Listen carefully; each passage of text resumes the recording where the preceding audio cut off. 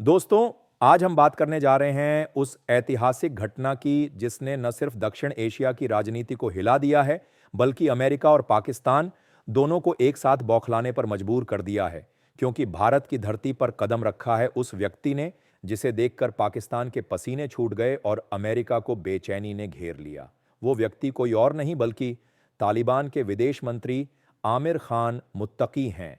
9 अक्टूबर को जब वो भारत पहुंचे तो दुनिया के तमाम न्यूज़ रूम में सनसनी मच गई, क्योंकि यह सिर्फ एक यात्रा नहीं थी, यह एक कूटनीतिक क्रांति की शुरुआत थी।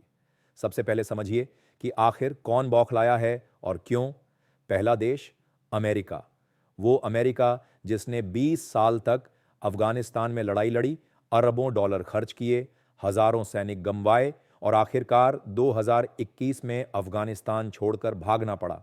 अब वही अमेरिका देख रहा है कि जिस तालिबान को वो आतंकवादी कहकर छोड़ गया था, वही आज भारत के साथ कंधे से कंधा मिलाकर बातचीत कर रहा है। दूसरा देश पाकिस्तान, जिसने हमेशा तालिबान को अपनी जेब में रखने की कोशिश की, जिसने दशकों तक अफगानिस्तान की जमीन को अपने आतंकवादी हितों के लिए 9 अक्टूबर 2025 को जब आमिर खान मुत्तकी भारत पहुंचे, तो दिल्ली से लेकर वॉशिंगटन और इस्लामाबाद तक सब जगह एक ही सवाल गूंजा, आखिर भारत और तालिबान के बीच क्या चल रहा है। भारत ने बेहद शांत लेकिन रणनीतिक ढंग से इस विजिट को टेक्निकल मिशन लेवल पर रखा। मतलब यह अभी औपचारिक राजनयिक मान्यता नहीं, परंतु स्ट्रेटेजिक डायलॉग की शुरुआत जरूर है। विदेश मंत्री एस जयशंकर और मुत्तकी के बीच मुलाकात हुई। यह पहली बार था जब दोनों देशों के शीर्ष प्रतिनिधि कैमरे के सामने हाथ मिला रहे थे। यह तस्वीर सिर्फ दो हाथों की नहीं थी, यह दक्षिण एशिया के नए समीकरणों की तस्वीर थी। भारत की नीति स्पष्ट है, हम तालिबान को भले औपचारिक रूप से न माने, लेकिन अफगान जनता हमारे भाई हैं। भारत जानता है कि अफगानिस्तान एशिया के दिल में है, वहाँ स्थिरता नहीं होगी तो आतंकवाद और अस्थिरता का असर भारत तक आएगा। इसीलिए भारत ने अपनी सॉफ्ट पावर का इस्तेमाल किया। अफगान छात्रों के लिए वीज़ा सुविधा, चिकित्सा सहायता, अनाज और दवाइयाँ, काबुल में भारतीय मिशन का पुनः उद्घाटन और अब टेक्निकल अपग्रेडेशन के नाम पर एक स्थायी उपस्थिति। यह रणनीति स्मार्ट डिप्लोमेसी है। भारत जानता है कि अगर वह अफगानिस्तान में मानवीय चेहरा बनता है तो वहां की जनता और सरकार दोनों भारत के पक्ष में खड़ी होंगी। अब बात करते हैं पाकिस्तान की। जैसे ही तालिबान के विदेश मंत्री भारत पहुंचे, उसी दिन अफगानिस्तान की राजधानी में धमाका हुआ। सवाल उठे कि यह संयोग था या साजिश। रिपोर्ट्स के मुताबिक यह हमला आईएसआई समर्थित आतंकी समूहों द्वारा किया गया था, ताकि भारत तालिबान वार्ता को डराया जा सके। लेकिन इसका उल्टा असर हुआ। तालिबान ने पहली बार खुलकर कहा, अफगानिस्तान की भूमि किसी भी देश के खिलाफ आतंकवाद के लिए इस्तेमाल नहीं होगी। यह बयान पाकिस्तान पर सीधा वार था। जिस जमीन से पाकिस्तान हमेशा भारत के खिलाफ आतंकी भेजता था, उसी जमीन से अब भारत के लिए सुरक्षा का वादा किया गया। यह भारत की कूटनीतिक जीत है। तालिबान अब पहले वाला तालिबान नहीं दिखना चाहता। वो दुनिया के सामने खुद को एक जिम्मेदार सरकार के रूप में पेश कर रहा है। इसलिए मुत्तकी का भारत द्वारा बेहद प्रतीकात्मक है। उन्होंने न सिर्फ भारत की तारीफ की, बल्कि पाकिस्तान पर तंज भी कसा। उन्होंने कहा, भारत अफगान जनता की मदद करने वाला सच्चा दोस्त है। यह एक वाक्य पाकिस्तान की सियासी बुनियाद हिला देने के लिए काफी था, क्योंकि पाकिस्तान ने हमेशा तालिबान को अपनी मिल्कियत समझा। अब वही तालिबान भारत से आर्थिक और सांस्कृतिक रिश्ते बढ़ाने की बात कर रहा है।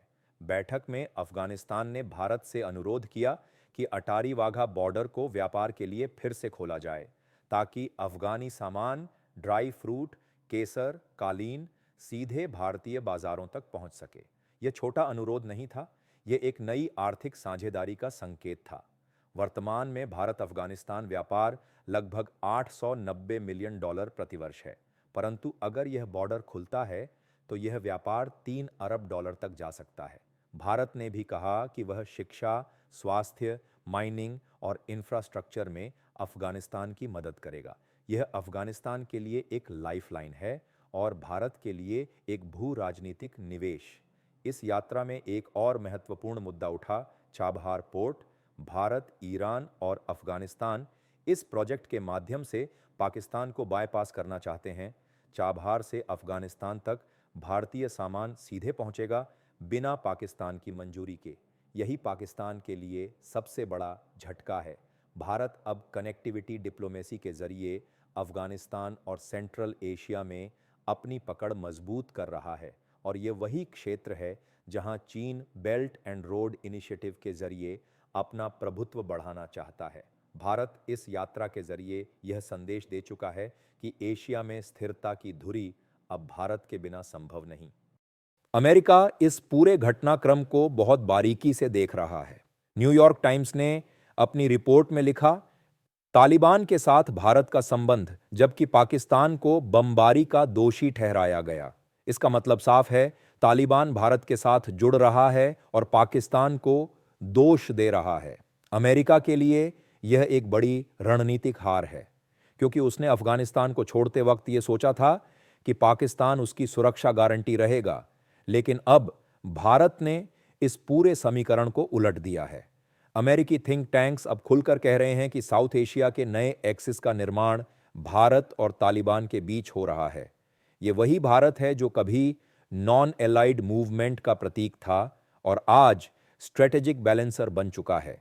भारत की नीति 3 स्तंभों पर खड़ी है: सॉफ्ट पावर, शिक्षा, दवा, मानवीय सहायता; हार्ड रियलिटी, हार्ड डिप्लोमेसी, क्षेत्रीय सुरक्षा और connectivity; silent presence, silent influence, बिना दिखावे के प्रभाव। भारत ने यह सब बिना किसी शोर के किया और यही भारत की ताकत है। तालिबान के साथ संवाद करके भारत ने न केवल अफगानिस्तान में अपना प्रभाव बढ़ाया, बल्कि पाकिस्तान की जियोपॉलिटिकल मोनोपोली को तोड़ दिया।